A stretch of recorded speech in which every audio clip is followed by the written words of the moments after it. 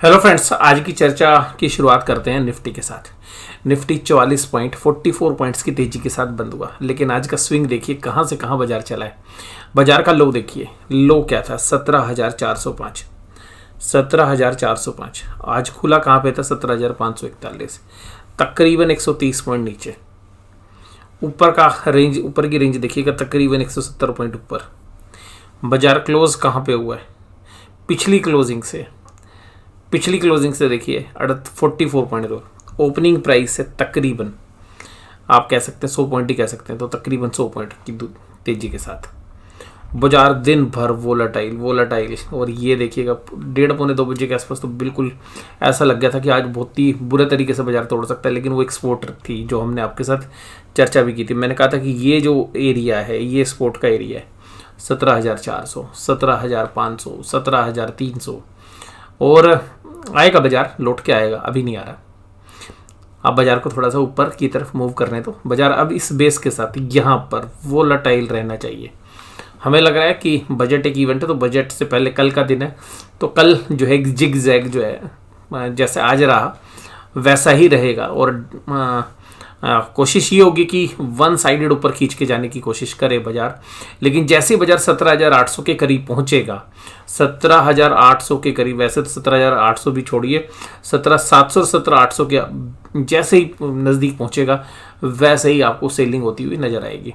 उसी तरीके से बाजार, जैसे आज मैंने आपको कहा कि 17,405 किलो है, इधर 17,500 17,400 के आसपास एक बाइंग भी देखने के लिए मिलेगी। तो मुझे लगता है कि एक जिगजैग जो है डे कल रहने वाला है। कोई भी जो मूव्स होंगे ऊपर की तरफ सेलिंग में होंगे, नीचे की तरफ बाइंग में होंगे। और एंजॉय करिए, ट्रेडर्स खूब एंजॉय कर रहे हैं आजकल, क्योंकि जो 2-3 दिन से बाजार चल रहा है तो भाई ट्रेडर्स के बढ़िया पैसे बन रहे हैं। दोनों साइड के मूव्स में ट्रेडर्स अच्छा पैसा कमा रहे हैं, और मुझे लगता है कि जो थोड़ा सा एक्सपीरियंस ट्रेडर्स हैं वो थोड़ा सा अच्छे से कर रहे होंगे। और इमोशन नहीं देखें और केवल ये देखिएगा ये पूरा रेंज है, मैं आपको बता रहा हूँ ये पूरी रेंज है, इसको तोड़ के आया बाजार। तो ये अब रेजिस्टेंस है, ये 17,400 पुरानी जो ट्रेडिंग हुई है जिस एरिया में, उसमें घुसने से पहले अभी यहाँ पे समय बिताना चाहिए। या कोई बड़ा इवेंट यानी कि जैसे बजट है वो ऊपर या नीचे की तरफ जो है, बजट जो है एक इवेंट के रूप में जो है काम कर सकता है किसी भी साइड। और बाजार अभी ध्यान रखिएगा ओवरसोल्ड नहीं है, ये ध्यान रखिएगा। मैं आपको यही बोलना चाह रहा हूँ कि बहुत बार क्या होता है कि बाजार ओवरसोल्ड होता है तो बड़ा जबरदस्त शॉर्ट कवरिंग होती है। नहीं, ये बाजार ओवरसोल्ड नहीं है, अभी भी बाजार अभी वोलेटाइल है, क्योंकि जिस तरीके से FIIs माल बेच रहे हैं, DIs उसी खुशी से ले रहे हैं। और मैंने जैसा आपको बताया कि DIs का पर्पज़ अभी कुछ और है। DIs को जो है मार्केट का सेंटीमेंट ठीक रखना है, और सेंटीमेंट किस लिए ठीक रखना है उसके लिए पहली वीडियो देखिए। और बजाज फाइनेंस आज फिर 6,000 के पार आ गया। मैंने कहा ना कि जो जहाँ गुंजाइश है सब खींचने की कोशिश थी आज, और बजाज फाइनेंस, रिलायंस, इन्फोसिस, बजाज फिनसर्व सबको खींचने की कोशिश थी, एक सेंटीमेंट सुधारने की कोशिश थी। बाजार का सेंटीमेंट ठीक करना चाह रहे हैं बड़े प्लेयर्स, और इसीलिए बड़ी हैवी सेलिंग्स के अंदर भी जो है वो एग्रेसिव बायर्स हैं डोमेस्टिक इंस्टीट्यूशंस। 1246 करोड़ की देखिएगा, सेंटीमेंट सुधारना है। निफ्टी सुधर जाएगा, सेंटीमेंट सुधर जाएगा। 1246 जो है शेयर्स टूटने वाले थे, 796 शेयर्स बढ़ने वाले थे। तो अभी भी जो ब्रॉडर मार्केट है वो कमजोरी थी। और आज अदानी एंटरप्राइज सबसे बड़ा गेनर, लेकिन 8% का डिलीवरी वॉल्यूम था NSE के अंदर। Bajaj Finance 4.53, UltraTech, Bajaj Finserv, एक्सिल टेक ये सब तेजी में थे। बजाज फाइनेंस ओवरसोल्ड था, तो मैं मानता हूं कि चलो ये टेक्निकल बाउंस आ गया। अब power grid, IndusInd bank, Bajaj auto, L&T, ONGC ये सब कमजोर होते रहे। याद करिए, मैंने कहा था कि मुझे खुद याद आ रहा है कि जब ये 1230-1225 के आसपास ट्रेड कर रहा था, तो मैंने एक एनालिसिस वीडियो में आपके साथ ये कहा था कि भाई जैसे ही बाजार गिरना शुरू हो गया ना, इंडसइंड बैंक को तो कभी भी तोड़ देंगे।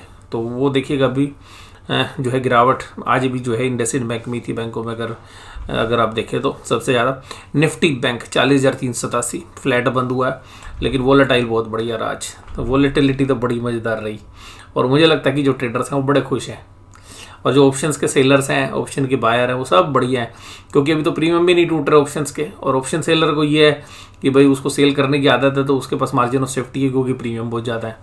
तो दोनों को मजा आ रहा है, अभी बायर को भी मजा आ रहा है, सेलर को भी मजा आ रहा है। बस बात ये है कि जो अपने इमोशंस पे कंट्रोल कर रहा है, जैसे रेजिस्टेंस की तरफ आए बाजार, सेलिंग। बाजार जैसे सपोर्ट की तरफ है, बाइंग। रेंज कितनी है? 1300 पॉइंट की रेंज है। ऐसी रेंज रहेगी और दोनों साइड बाजार मूव करेगा भाई, यार ट्रेडर की तो बल्ले बल्ले है। और ट्रेडर्स अभी मजे काट रहे हैं और मुझे लग रहा है अभी वोलेटिलिटी रहेगी। सिमिलरली यहाँ देखिएगा, ये 39,300, 39,400, 39,200, 39,100, 39,100 से लेके 39,400 तक बहुत बढ़िया सपोर्ट एरिया है। बाजार इसमें जैसे घुसेगा बाजार तुरंत बाउंस करेगा। ऊपरी लेवल्स पर ये कंसोलिडेशन के बाद बाजार टूटा, यहाँ वाला कंसोलिडेशन एक ही रेड कैंडल में टूट गया। तो अगर हम डेटास को देखें तो 41,200 और 41,300 बहुत अच्छी रेजिस्टेंस है। तो बाजार जैसे ही यहाँ पे घुसने की कोशिश करेगा, 41,000 को पार करने की कोशिश करेगा, बाजार रेजिस्टेंस फेस करेगा। जैसे ही आज जो लो लगे हैं, आज बड़े क्रूशियल लोज हैं 39,419, यहाँ पर जो है बाउंस आएगा। मुझे लगता है कि मैं अभी कोई डायरेक्शन प्ले नहीं करना चाहूँगा। मुझे लगता है कि भाई बाजार के अंदर इंट्राडे जब तक इस रेंज में ट्रेड हो रहा है ना भैया, ट्रेड होने दो। ना तेजी बनाओ ना मंदी बनाओ, ऊपर जाए बेचो, नीचे आए खरीदो, और पैसे इसी में बन रहे हैं अभी तो। और हालांकि बाजार आएगा, नीचे आएगा, लेकिन अभी बाजार कल का दिन है, बजट से पहले बाजार जल्दबाजी नहीं करेगा। बाजार अपने दोनों साइड घुमाएगा और सबको भाई अच्छे ऑप्शंस के जो प्रीमियम है बड़े प्लेयर्स ने बना दिए हैं। ऑप्शन सेलिंग जो है सेलर्स हैं, उनको बजट वाले दिन अगर कोई बहुत बड़ा मूव नहीं आया तो भाई बहुत बढ़िया पैसे ऑप्शन सेलर्स के बनने वाले हैं। ICICI बैंक 50 पॉइंट का कंट्रीब्यूशन, कोटक महिंद्रा बैंक, और याद करिए पूरी गिरावट में हमारा प्यारा कोटक महिंद्रा बैंक अपने आप को संभालता हुआ, और bank of Baroda, IDC first bank और बंधन बैंक ये सब भी तेज थे। इंडसइंड बैंक कमजोर था। SBI में देखिएगा हालांकि उतनी गिरावट नहीं हुई जितना पिछले 2 दिन में चर्चा थी, भाई SBI की फंडिंग है, SBI की फंडिंग है। देखिएगा सबसे खास बात क्या है, इंडिया में एक सबसे अच्छी बात क्या है भाई, किसी बैंक को बताने की जरूरत नहीं है किसको पैसा दिया है। ठीक है जी, वो केवल RBI को बताएगा, तुम्हें किसी को नहीं बताएगा। ठीक है जी, तुम अपना पैसा जमा करो, वो बैंक की रिस्पॉन्सिबिलिटी नहीं है वो बताए कि भाई किस किस को मैंने पैसा दिया है, क्योंकि ये सेंसिटिव इन्फॉर्मेशन होती है इंडिया के लोगों के हिसाब से।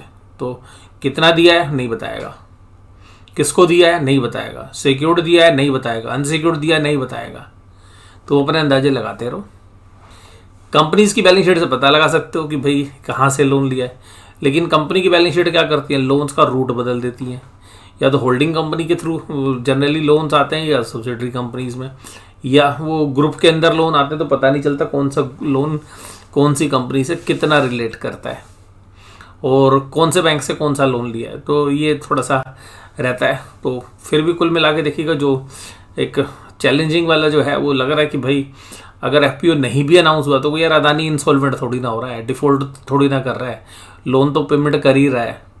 लेकिन एक सेंटिमेंटली जो है एक इम्पैक्ट जो है आ रहा है बैंकों की तरफ, और HDFC बैंक, एक्सिस बैंक भी उसी कड़ी में कमज़ोर थे, और DI ने पूरी जान लगा रखी थी। आज अगर मैं पूरे एनालिसिस को कहूँ तो मैं ये कह सकता हूँ कि भाई मैं बैंक निफ्टी को ट्रैक करता हूँ बड़े क्लोजली, और बैंक निफ्टी में एक ही चीज़ देखने के लिए मिल रही थी भाई, आज जैसी सेलिंग आ रही थी ना भाई, ऐसा लग रहा था DIs मतलब FII सेलर है, वो सेलिंग के डेटा से भी लग रहा है। और भाई DIs लगातार कह रहा है भाई माल खरीदेंगे हम, टूटने नहीं देंगे शेयर को, और अभी 2-3 दिन बाद बजट के बाद देख लेंगे जो करना है, पर अभी तो नहीं टूटने देंगे। उसके बाद IDFC first bank, bank of Baroda, federal bank, ये छोटे बैंक ऐसे तेज थे, और सेलिंग मैंने आपको बताया FIs ने भाई 6792 करोड़ की सेलिंग की। भाई DIs ने कहा भाई हम तुम्हारा माल लेंगे, लो 5512 करोड़ की बाइंग। और अगर ये मुझे लगता है 15-20 दिन पहले मैंने चर्चा की थी, मैंने कहा FIs की सेलिंग का जो आंकड़ा है वो बड़ा होता हुआ नजर आएगा। और अभी भी मुझे लग रहा है कि ये 2 दिन है बजट से पहले, ये आंकड़ा अभी भी 6-7 हज़ार करोड़ का रह सकता है कल भी, और जिसकी वजह से हमें कल भी एक वोलेटाइल सेशन की उम्मीद है। और DIs खींचने की पूरी कोशिश करेंगे, लेकिन DIs के साथ भी एक दिक्कत ये है कि DIs भी बाजार को रोकना चाह रहे हैं, खींचना नहीं चाह रहे, और यही FIs भी चाह रहे हैं कि हम बाजार को नीचे रेट पर नहीं बेचेंगे, ऊपर लाओ बाजार को तब गिरेंगे। और यही आज भी देखने के लिए मिला। तो जो मतलब एग्रेसिव ट्रेडर्स होते हैं, बड़े वॉल्यूम के साथ खेलते हैं, तो वो शायद बाजार को बहुत जल्दी से गिराना चाह रहे थे आज, लेकिन FIs के मन में नहीं था। FIs ने जब बाजार नीचे गए तो सेलिंग खत्म कर दी, उन्होंने रोक दी, तो ऊपर आया तो फिर सेल करने लगे। तो हालांकि DIs की निचले लेवल पे अच्छी बाइंग थी। और इंडेक्स के लेवल पर अगर हम देखें तो 16-7 करोड़ के इंडेक्स फ्यूचर आज भी बेच मारे हैं, यानी कि एफआई अभी बैकफुट पे नहीं आ रहे हैं। और इसके साथ साथ 554 करोड़ की स्टॉक फ्यूचर्स भी उन्होंने कवर कर ली। तो ये स्टॉक फ्यूचर्स कवर करना जो है थोड़ा सा डिफेंसिव लग रहा है एफआईज का, लेकिन एफआईज एक चीज़ के लिए जो है अभी भी एग्रेसिव है, ऑप्शंस खरीदार हैं, वो बिकवाल नहीं है। इसका मतलब है कि वो ऑप्शंस अभी भी खरीद रहे हैं, और ख़रीद रहे हैं तो देखिएगा उन्होंने ऊपर से बाजार गिरा दिया है, ऑप्शंस के प्रीमियम बढ़ गए हैं, फिर भी वो खरीदार हैं। इसका मतलब है कि बाजार अभी भी वोलेटाइल रहेगा, क्योंकि ऑप्शन के प्रीमियम बजट तक तो गिर नहीं रहे हैं। तो हाँ, अब लास्ट के 2 दिन में ही प्रीमियम आपको डीके होते नजर आएंगे। और ऑप्शंस तो भाई ये ऐसी हो गई है, ऑप्शंस के अंदर वॉल्यूम दिन भर खूब होते हैं, लेकिन जब पूरे डेटा को आप देखोगे ना, सब लोग क्लोज करके आ रही हैं अपने ऑप्शंस की पोजीशंस। पुट कॉल रेशियो तो कम है ही, लेकिन ऑप्शन चेन देखोगे तब भी पता चलेगा। और पुट कॉल रेशियो भी नीचे की तरफ आ गई है बैंक निफ्टी में भी, और डाउ जोन्स पॉजिटिव है, भी काम कर रहा है। ब्रेंट क्रूड $85 पर आ गया। ये देखिएगा, ये ऑप्शन चेन है भाई, ये वॉल्यूम्स है ना, जो चेंज हुआ है ओपन इंटरेस्ट वो बहुत ही कम है, मतलब जो होता था वो नहीं हो रहा है।